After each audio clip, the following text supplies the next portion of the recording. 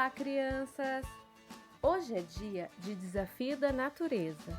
Durante o dia, o sol provoca muitas sombras aonde estamos. Vamos brincar com essas sombras?